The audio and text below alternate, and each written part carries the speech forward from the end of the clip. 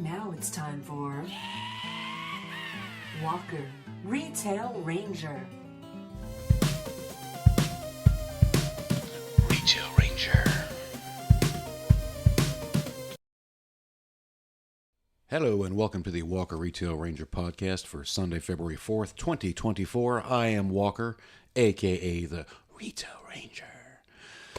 So, last week we ended the podcast. I went downstairs and Chef Liz was down there making some incredible chicken tenders.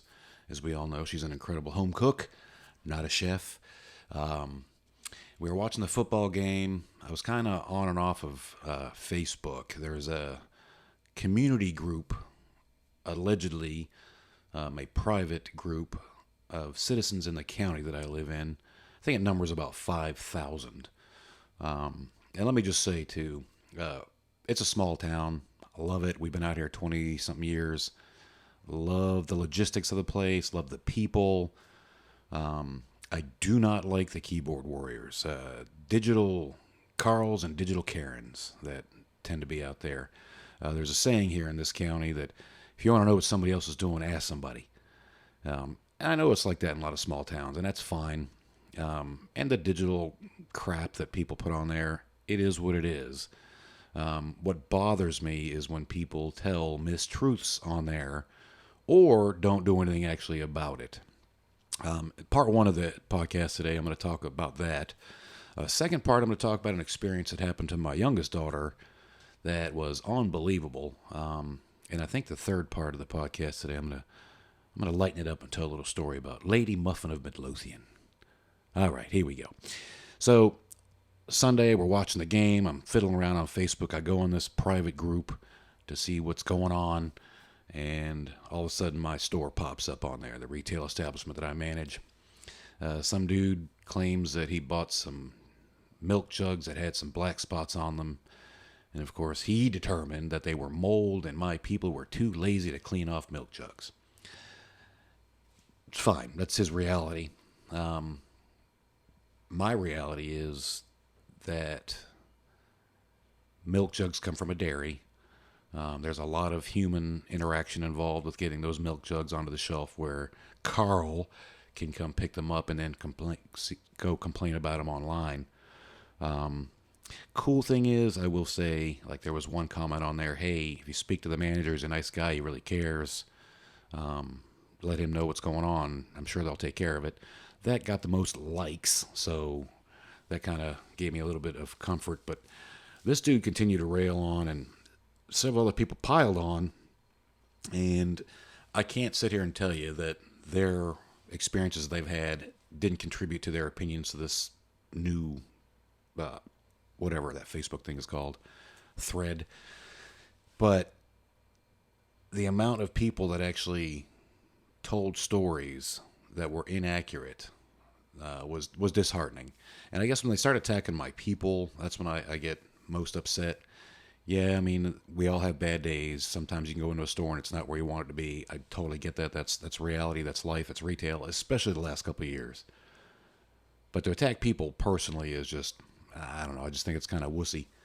The gentleman that started the post claimed a couple times that he tried to speak to me, but I was unavailable. Like, try to make it sound like I wouldn't come speak to him. The reality was I was probably gone for the day. I think one day was my day off, and one was I had left for the day. But he never made any attempt to contact me via email or phone or nothing. So, I mean, that just tells you how he really just wanted to be heard. And the funny thing is, as we were sitting there eating that dinner Sunday night, I was kind of paying attention to that. And then all of a sudden I got a phone call from our maintenance guy who isn't specific to my store. He's got like, I don't know, 80 stores he works in. But he calls me. He says, hey, are you aware of what's going on Facebook? Because one person had even commented that the doors in their dairy department don't even close, which is inaccurate. There's a door that you have to push tighter than others. But that was kind of upsetting him because that's his gig. So he called me. My boss ended up sending me a text with the screenshot of some of the thing that was, or some of the comments that were on there, asked me if I had any insight to it.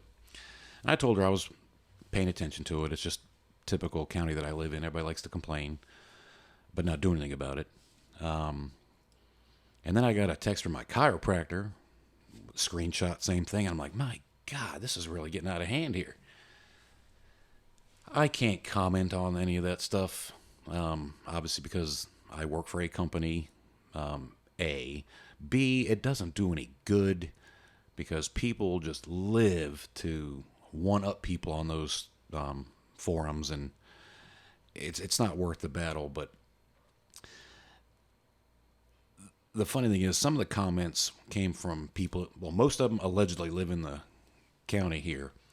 And one in particular I know was complaining about management and training people, and it's management's fault, blah, blah, blah, because, she used to be a retail manager.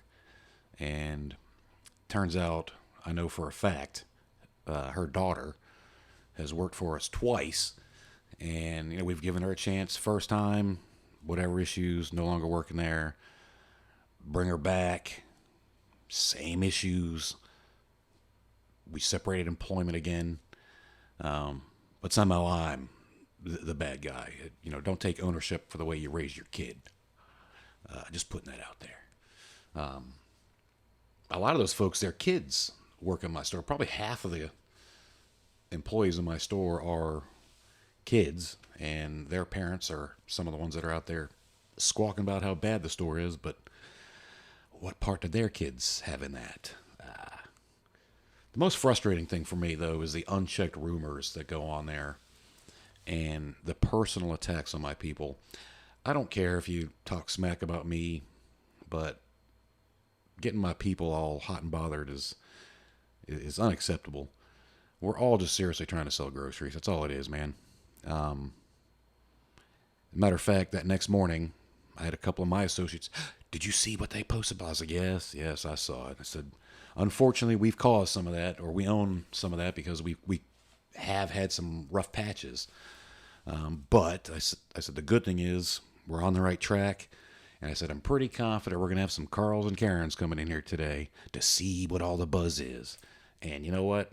I know in our heart of hearts we're doing the right thing. The store's definitely on the right track. I'm sure there was a lot of people in there that were checking it out. Of course, nobody came into defense of us on that forum. But that thing kind of died. It lasted a couple days on that Facebook post. Then they moved on to another business here in the county. It's just business after business after business. It's just your turn. It's coming. And I guess the other part of it is, like, I live in this county. I am on the county roads every single day. I can't flip anybody off because I'm that manager of that store. I want to because we got some crazy drivers out here. But I'm also the guy that has a whole kit in the back of my Jeep with jumper cables, tools, and I'd be the first one to pull over to help you. And I know at some point I'm going to end up helping some of the people that are talking smack about my work family. And you know what? I'm the bigger person, so I'm not going to sweat that. But coming up in part 2 here, this got my blood boiling. That's why I'm doing it in a separate part. So there might be maybe there's some kind of little intermission thing I can do. All right, here we go with part 2. All right, so my youngest daughter busted her tail and saved up half the amount of cash to buy a 2022 Toyota RAV4 hybrid. Hybrid's very important to the story. She bought that in 2022. Like I said, she put down half of it, which is insane to come up with that kind of money. I think it was a $40,000 car. So her tire sensor had come on, and she brought it up to a dealership here in Central Virginia, a Toyota dealership, to get an oil change and I guess to get the tire thing looked at. Mind you, she works full-time at a bank, and then she works part-time in the kitchen at a very busy steakhouse on the weekends. So, I mean, she's constantly going. I think she works during the week sometimes too, but bottom line is she works a full-time and a part-time job, just out there hustling, doing her thing. And so she brings the vehicle in, and I think she was there at like 10:15 yesterday morning, and she ends up texting me I want to say around 11-ish, 12-ish, that she was still at the dealership and she had some concerns with what they were trying to sell her. And she sends me this recommended invoice or recommended service invoice. And on it, I couldn't believe what I saw in there. I ended up telling her to get out of there. Just leave. And I ended up being a good father, and I went and took care of some of the issues that they claimed were with her vehicle. So mind you, it's a 2022. It's got 40,000 miles on it. One of the things, just to start this, was they wanted to replace her air filter for $51. Quick Google search, I figured no more than 20 bucks. I went to Walmart, and a Fram air filter for her car was $15. So let's just start there. I have in front of me the air filter that was on her car. I've seen worse. But what really got my goat was the technician sent her a video recommending that based on the carbon buildup on said air filter, and he showed it, he highly recommended a throttle body cleaning for the low price of $127. And I started thinking about it more and more. I was like, man, carbon buildup, throttle body, the air filter is at the beginning of this cycle. The air comes from outside through this filter into this tube and then goes into the throttle body, which then mixes the air and gas, creating the carbon stuff like as it goes through the engine and coming out the exhaust. That's where your carbon is. That black stuff on your tailpipe is the carbon. It doesn't work the other way. It doesn't like hiccup carbon to the outside of the air filter. So dude was 100% taking advantage of my daughter, which pisses me off, number one. I'm not getting on Facebook and posting about this. While I am complaining about it to my audience, it's just a day in the life of Retail Ranger, because I'm also a father, okay? The other thing that was mind-blowing was 40,000 miles on this car, 2022. He recommended, because her brake fluid was low, he recommended a brake fluid exchange. 161 smackaroos. I have owned 20 cars minimum in my lifetime. One of the worst financial decisions I've ever made, why I still have to work. Part of the reason. I have never, ever in my life had a brake fluid exchange done on any vehicle. I've had new vehicles, 30-year-old vehicles. Never. The only thing I've ever done is add brake fluid from time to time. Her brake fluid that was in that car, because it's only a year and a half old, was perfectly clean. Perfectly. I mean, it was still like clear looking or yellowish. It wasn't even dark doo-doo brown like mine is in my car. $5 at Advanced Auto Parts for a thing of brake fluid. So I got $15 for an air cleaner and $5 for brake fluid, right? So she had a nail in one of her tires. The technician claimed that there was a nail in 2 tires, which Liz and I were talking. Odds of getting 1 nail in 1 tire, get it. Odds of having 2 nails in 2 tires, I've never had that happen. And I've got millions of miles on my driving due to my young age. And a tire repair kit at Walmart costs $10. And you pull the nail out, there's a raspy looking thing. You poke that in there to make the hole a bit bigger and rough. You take this piece of rubber, put it on another T-handle, slap it in there, pull it out, trim it, boom, done. $10. Now, I bought her a spare one to put in her vehicle for future use, but I could not find the second nail. So, and I looked. I mean, obviously it's my daughter, so I'm not going to take chances. I was driving that car back and forth, looking at every square inch of the tire. Couldn't find the second one. But the funny thing is, I repaired her one tire with my kit that I had in my Jeep that I would use to help anybody in my community, as long as you don't complain about my milk jugs. I didn't even need to use hers. Her kit's in there. So technically I was kind of free because I already had the parts. So we're talking $20 for $459 worth of stuff. Plus, the throttle body cleaning, I've done my share of cleaning throttle bodies. There's a spray. You take the air filter off the intake and you, while it's running, it goes, comes back up. Great impression. Thank you. The other thing I was thinking about, hers is a hybrid. So that means there's a percent of the time that it's running on electricity versus the carbon producing carburetor throttle body thing. So that's even less likely that that stuff was required. And the air filter, back to that. It's tougher to replace the air filter on my Jeep than it was to replace it on her 2022 RAV4. I mean, it was literally 2 little clips, slide, old, new, clip, done. I mean, 15 seconds at the most. I probably could have stopped and, anyways. But anyway, I'm saying, here's what I'm saying. This girl is out there killing it, just working 2 jobs, saving money, and some jerk at a dealership was literally trying to get $459 worth of unnecessary stuff done to her car. I mean, that's probably what her part-time job brings her in 1 week. So she'd have to work an entire week just because some jerk suggested this stuff be done to her vehicle. It blows my mind, but it's out there. And I guess all I'm going to say is dads out there and even moms out there, make sure your kids know something about vehicles or have a lifeline that they can text, call, and say, hey, does this sound right to you, before they make that decision? Because I think they kept my daughter at that dealership for hours, making her feel like there's a lot of stuff wrong with this vehicle. Then just kind of puts more pressure on her to get it fixed right then and there. So that really just kind of ticked me off. And I'm not going to say who the dealership was because I'm not going to be that way unless I do something about it to them or tell them, and then they don't respond properly. Then I might say who they are.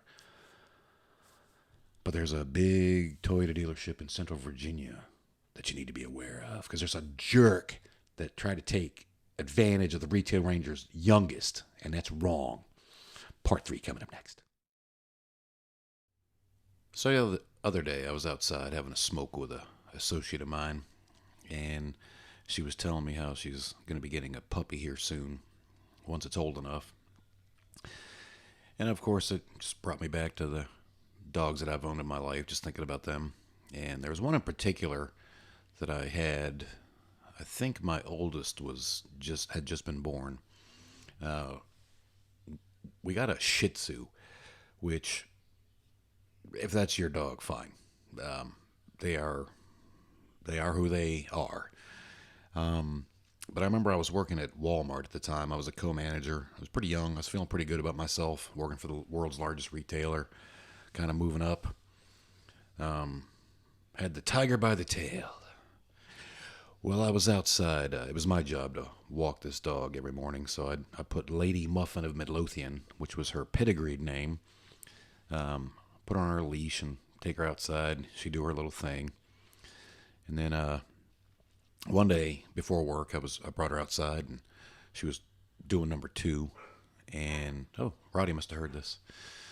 And as she was pooping, it looked different. Not necessarily her poop. It looked like something was stuck.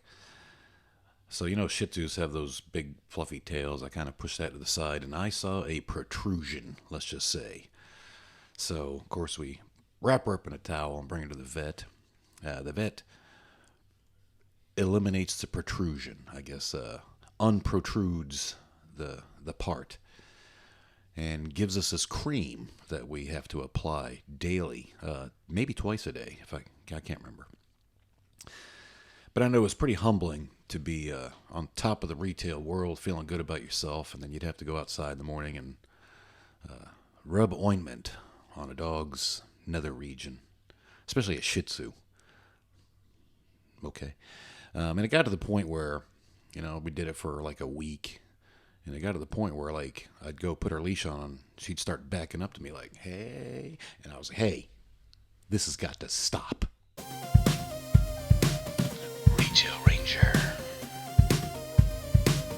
You've been listening to Walker Retail Ranger.